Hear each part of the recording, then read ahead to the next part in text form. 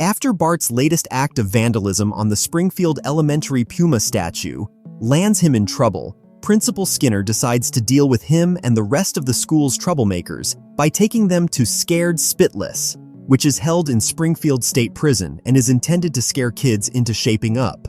Bart, Nelson, Jimbo, Dolph, Kearney, and Milhouse attend a seminar hosted by Snake as he explains what prison life is like.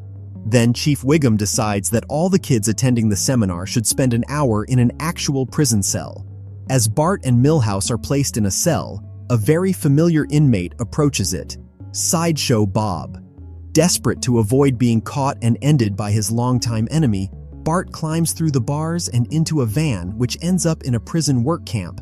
The supervisor assumes that Bart is an extra inmate and has him chained up next to Bob, and the two of them are made to clean the highways as part of a chain gang. Eventually, Bob makes a break for it and escapes on a passing train, with Bart still attached to his chain.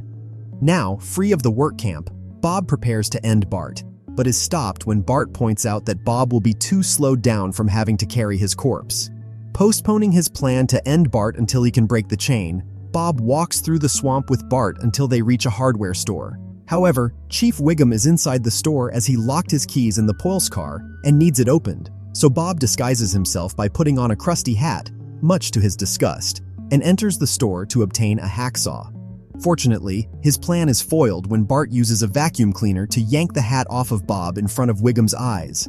Bob is arrested again. Wiggum apologizes to Bart for the chain gang mix-up, and all the kids go home happily, except for Milhouse, who has been forgotten about as he sits in his cell.